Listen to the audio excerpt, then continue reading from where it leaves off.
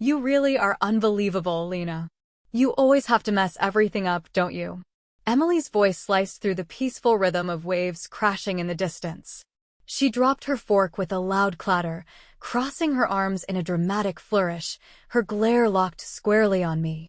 I sat motionless, the chatter around the dinner table fading into an uneasy silence. The air grew thick with tension, almost smothering in its weight. My dad let out a long, tired sigh. My mom's lips tightened into that familiar thin line, a silent signal that she was pretending to stay neutral, though her choice was already clear. I stared at my plate, the shrimp scampi now utterly flavorless, my appetite buried under the heavy blanket of their disapproval. My name is Lena Harper. I'm 35 years old, and somehow I've always been the designated culprit in my family's dramas. If something goes wrong, whether it's minor or major, it's usually laid at my feet. A dinner delay? My doing. The weather ruining a picnic? If you asked my mom, she might even spin that into my fault. And the pattern never changes. No matter the situation, it always leads back to me. Then there's Emily, my sister, the family's shining light. Everyone seems captivated by her. She's witty, effortlessly charming, and always manages to play the innocent when things unravel. Mom finds her delightful. I, on the other hand, find her exhausting. Still, when you've spent decades cast as the family scapegoat, you learn to endure it. Part of me should have expected her latest accusation. Somehow, I still held on to a shred of hope that maybe, just maybe, things would be different. That hope faded quickly. The trouble started 2 days earlier, when we arrived at the beach resort for what was meant to be a peaceful family getaway. I'd taken the lead on organizing the trip, handling the accommodations, booking dinner spots, planning the schedule. I put hours into researching options, reading reviews, and confirming every detail multiple times. I wanted everything to be just right. But when we arrived at the resort's elegant seafood restaurant for our first dinner, the hostess informed us there was no record of our reservation. My mom's gaze snapped to me, her expression sharp. Lena, I thought you said you had taken care of this. I did, I murmured, scrambling to pull up the confirmation on my phone. Look, it's right here, I booked it weeks ago. Then why are we standing here without a table? Emily jumped in, her voice dripping with sarcasm. Great job, Lena. Though the hostess apologized, she explained that our reservation had somehow been canceled, and the restaurant was now fully booked. With no other option, we ended up eating at a small, casual burger place nearby, nothing like the upscale dinner we had envisioned. Throughout the meal, Emily didn't let it go.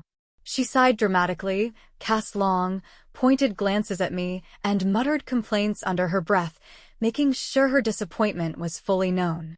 This is why I don't trust anyone else to handle the important stuff, she mumbled loud enough for everyone to hear. The following morning didn't go much better. Emily had arranged a snorkeling excursion, the one plan she'd taken on for the trip.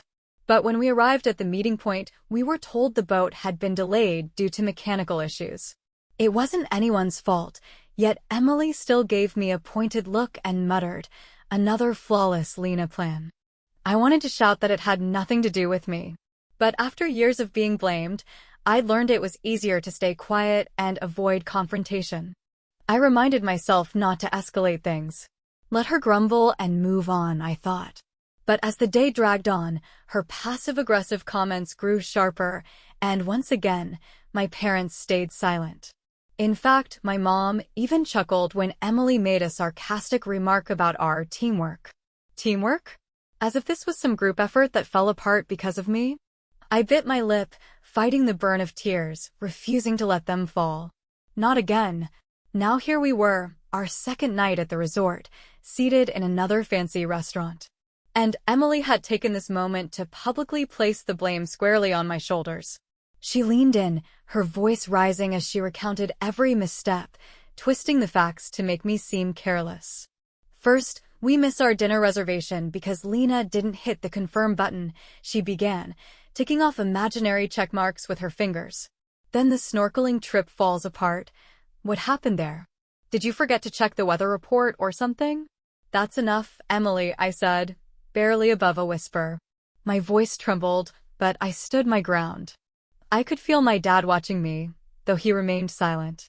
My mom simply stared, her expression one of quiet expectation, almost like she was waiting for me to apologize. Emily smirked, clearly enjoying the moment.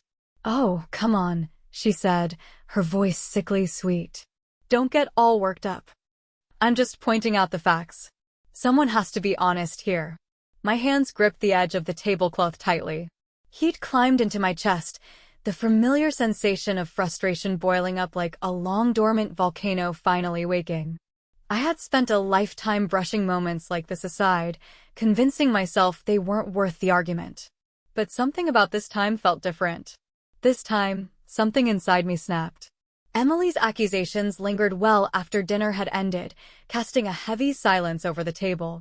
My father leaned back, pressing his fingers against his temples like he was trying to ward off a migraine he couldn't shake. Across from him, my mother focused intently on the bill, deliberately avoiding looking at me, as though if she didn't make eye contact, she could stay neutral. "This doesn't need to be so difficult," she finally muttered, her tone edged with frustration. "Lena, you understand how much these trips mean to us. Why didn't you double-check everything?" "I did," I shot back, my voice a little sharper than I'd meant it to be. Everyone's eyes turned to me in surprise. "I checked everything. Twice. The dinner reservation, the snorkeling plans, all of it. I don't know what went wrong, but it wasn't from lack of effort." Emily exhaled in an exaggerated sigh and stood, pushing her chair back. "Clearly, it wasn't enough," she said flatly. "I'm going out for a walk. Maybe someone else can figure out how to salvage what's left of this disaster." She turned and left, not bothering with a goodbye, leaving the rest of us caught in an uncomfortable quiet. My dad looked at my mom, who just gave a small shake of her head, silently urging him to let it go. That night, I lay in bed staring at the ceiling, unable to sleep. Emily's words kept echoing in my head, repeating like a broken song. "You just had to ruin everything. This is why we can't trust you."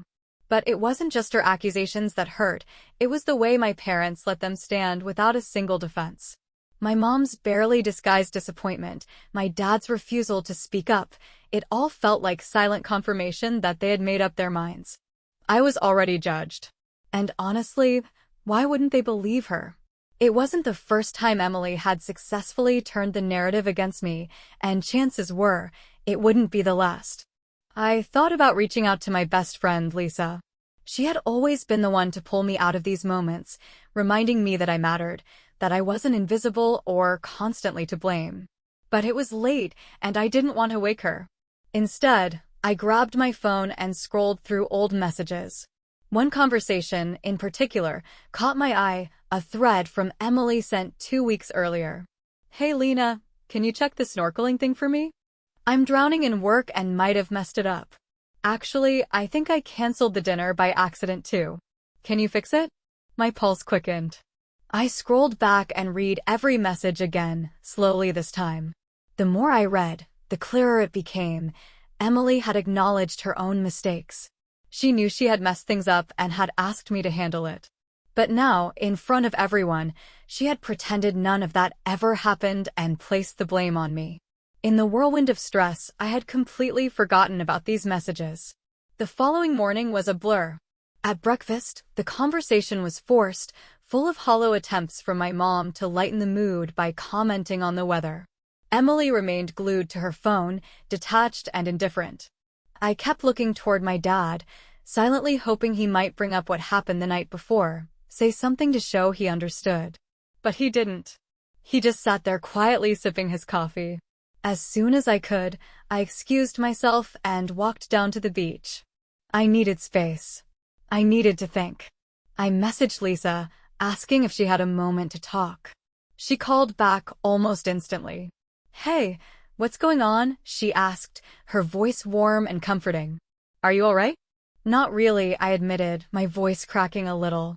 "Emily's doing it again. She blamed me for everything going wrong on this trip, and, of course, my parents just stood there, like always." Lisa groaned. "Seriously? What happened this time?" I explained everything, the dinner, the snorkeling reservations, how Emily had twisted the story to make it seem like I was the one who failed. By the end of it, I felt emotionally drained. And you're just letting her get away with it? Lisa asked, her voice rising slightly in disbelief. Lena, you can't keep letting this happen. You've got to stand your ground. What's the point? I muttered bitterly. Even if I say something, they'll still take her side. They always do. Not if you've got proof, she said firmly. Do you? I paused, the memory of Emily's texts flashing through my mind. Actually, I think I do. I opened the message thread and began reading them aloud. Lisa stayed quiet until I finished. Then she whistled low. That's it. That's your proof. Lena, you've got to show them. I don't know, I replied hesitantly, chewing my bottom lip. It just feels petty. What if it just makes everything worse? Worse than what? She asked, her tone gentler now. Letting Emily stomp all over you while your parents pretend not to notice? Come on, Lena. You've been taking the fall for her for way too long. Don't you think it's time that changed? Her words struck a nerve. Deep down, I knew she was right.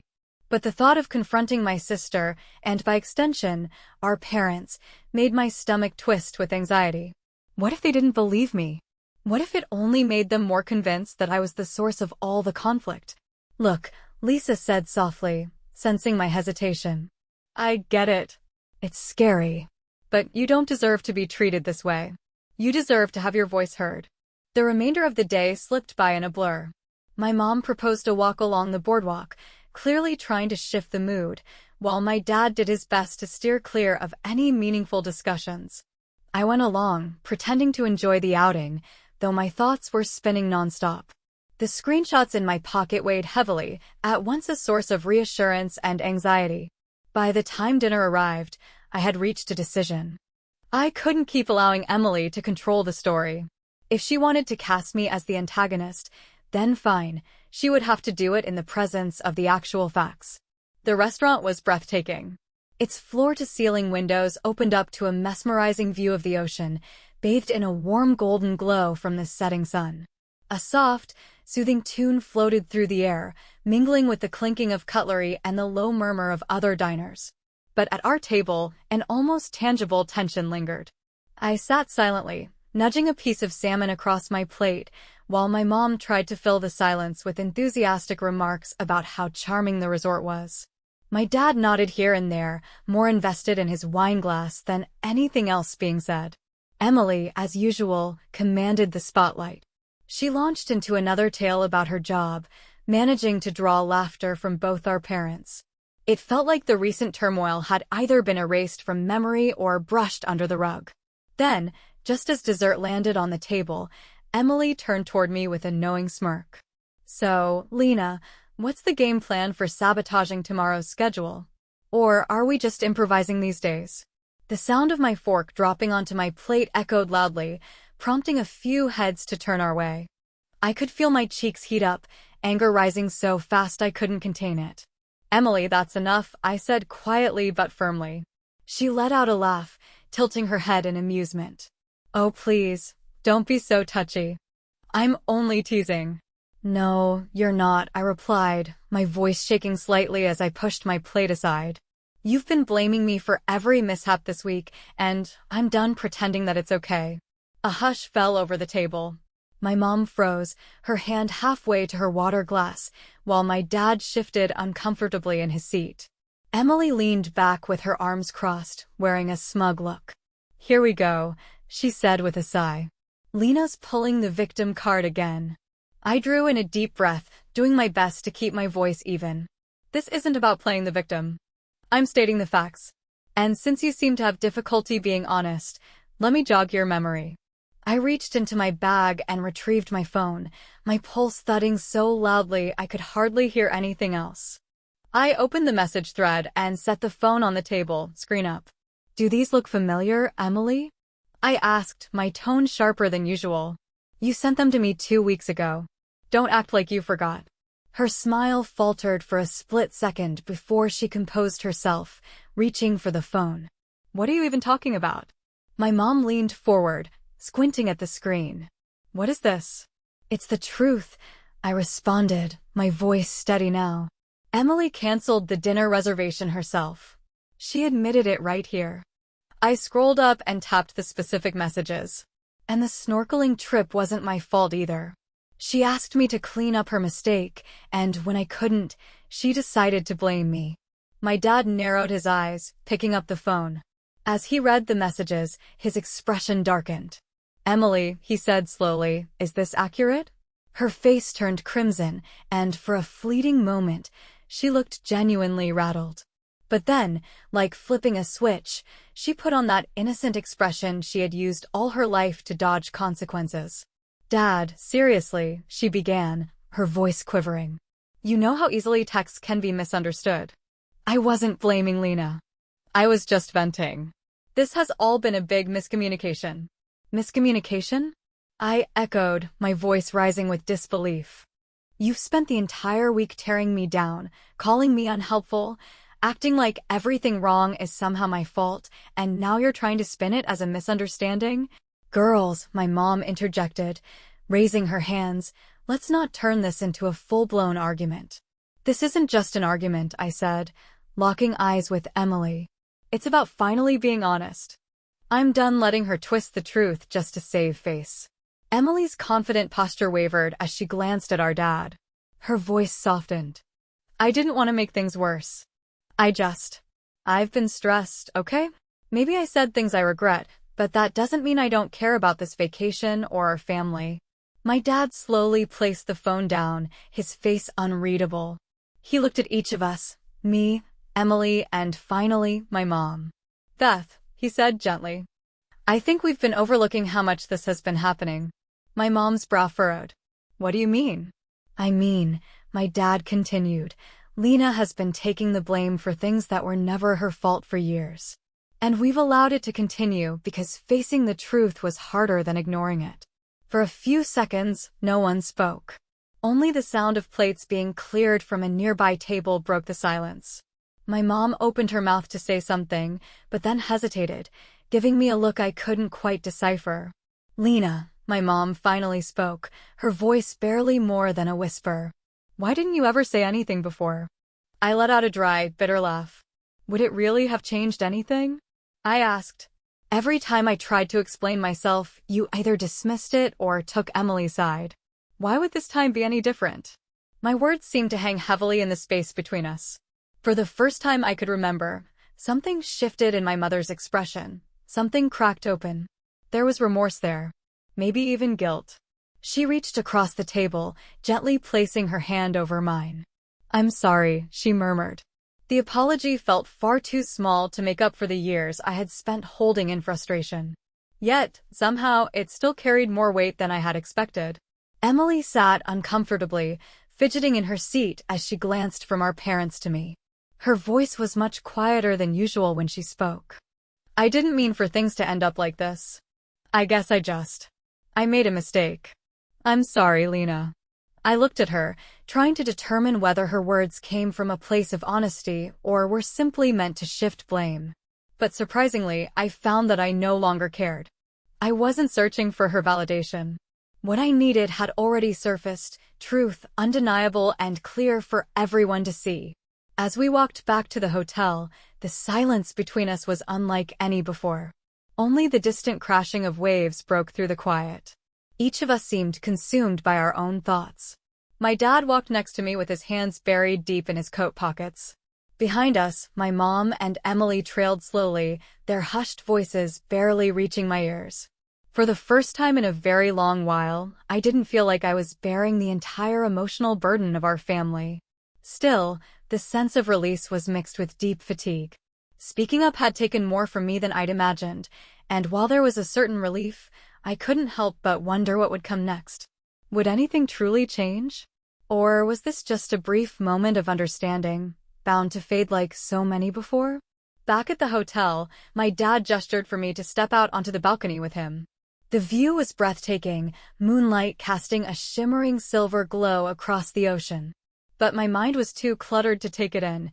"Lena," he began softly, his tone gentler than I was used to. "I owe you an apology." I turned toward him, surprised. My dad wasn't someone who easily admitted he was wrong. It wasn't out of indifference. He simply chose to keep the peace by letting things blow over. Hearing him say those words felt like navigating uncharted waters. For what it's worth, he continued, I think you were right back at dinner. We haven't treated you fairly. I didn't realize it before, but I see it now. And I'm sorry. There was something raw and genuine in his voice that caught me off guard. I swallowed hard and nodded, my voice quiet. Thanks, Dad. That really means a lot. He placed a steady hand on my shoulder and gave it a gentle squeeze. You've always been the strong one in this family. We've leaned on you more than we should have. I can't promise we'll get everything right from now on, but I'm going to try. Later that evening, my mom knocked gently before stepping into my room. Her expression was unsure, hesitant. She paused by the door, then slowly came to sit at the edge of the bed. I wanted to talk about tonight, she began. I didn't say anything, giving her the space to find the words she needed. She looked down, twisting the gold bracelet around her wrist as she gathered her thoughts. Your dad was right, she said after a moment. We haven't treated you fairly. Deep down, I think I always knew it. But it was easier to ignore when Emily was being dramatic and demanding attention. I gave a quiet, dry laugh. She's definitely skilled at that. A faint smile touched her lips, but she didn't argue. I just want you to know. I see you now, Lena. I see everything you've done for this family, all the times you've put yourself last. I'm truly sorry if we ever made you feel like none of it mattered. Though long overdue, her words brought a strange sense of peace, something I hadn't even realized I'd been waiting for. I nodded slowly, my voice calm, even as emotions stirred just beneath the surface. Thanks, Mom. The next morning, Emily barely spoke. At breakfast, she kept her eyes focused on her plate, saying little and clearly retreating into herself. But just as we were about to leave, she found me in the hallway, arms tightly folded. Hey, she began, her tone subdued. About last night. I know I messed up. I shouldn't have made everything your fault. I'm sorry. I looked at her closely, searching her face. For once, there was no smugness, no defensiveness, just weariness. Maybe even a bit of shame. It's not just about last night, I replied carefully. This has been going on for a long time, Emily. I can't let it continue like this. She slowly nodded, eyes dropping to the floor. I understand. I'll try to be better. It wasn't the dramatic apology I had sometimes hoped for. But in that moment, it felt like the beginning of something different. And for now, that was enough. The weeks that followed our trip carried a new energy. It was subtle, but it was there. Emily started texting me now and then, brief updates about her day or a silly meme, as though she was cautiously testing the waters of reconnection. My parents began calling more regularly too, asking questions about my work and actually listening when I shared about my projects. It wasn't a complete transformation. Old patterns rarely vanish in an instant. Yet something inside me shifted. It felt like the beginning of a better chapter. What stood out the most wasn't just how others were acting, but that I no longer felt solely responsible for holding everything together. They were finally meeting me in the middle, and that was enough for now. Still, the most profound transformation wasn't in them. It was within myself. Speaking up at that dinner had been incredibly nerve-wracking, but it also brought an unexpected sense of liberation. I realized just how much control I had handed over by remaining quiet, by absorbing guilt simply to maintain harmony. That night, I made a quiet promise to myself. I wouldn't keep doing that. At work, the changes were even more pronounced. I began drawing lines, refusing to take on tasks that weren't part of my role. I started voicing my thoughts when my suggestions were brushed aside during meetings, and instead of minimizing my accomplishments, I chose to celebrate them. The actions were small, but significant. Correcting a coworker who miscredited my work. Claiming recognition for a project I had led. These little decisions, when stacked together, created momentum. My supervisor started to notice. So did my colleagues. Eventually, even I couldn't ignore the shift. Lisa, naturally, became my biggest supporter. During lunch one afternoon, she raised her glass of iced tea with a theatrical flair. To the new Lena, she said, grinning widely. A strong woman who refuses to take nonsense from anyone. I chuckled, clinking my glass with hers. I'm not sure I'd go that far, I said, amused, but I think I'm getting closer. She shook her head. No doubt about it, you're already there. And it suits you perfectly. As for my family, it was still a work in progress. Emily and I weren't exactly close, but we were talking more frequently, and our exchanges had become less tense. My mom still had her moments, like when she asked for help planning yet another family gathering. But this time, I responded differently. I told her, I'm happy to pitch in, but I'm not going to lead this one. Let Emily take charge. She hesitated briefly, then nodded. That's fair, she said simply. And in that instant, a burden I hadn't realized I was carrying seemed to dissolve. Later that evening, I sat alone on my balcony, the sky painted with hues of fading sunlight. As I gazed out, I thought about the long road that had led me here. The version of myself who once held back, who allowed others to steer her story, that girl felt distant now, almost unfamiliar. I had changed. I had become someone who could speak her truth, who drew firm lines, who understood her own value. And the most empowering realization of all? I no longer needed validation from anyone, not from Emily, not from my family, not even from my parents. For the first time in what felt like forever, I experienced true peace. Not because the world around me had shifted, but because I had.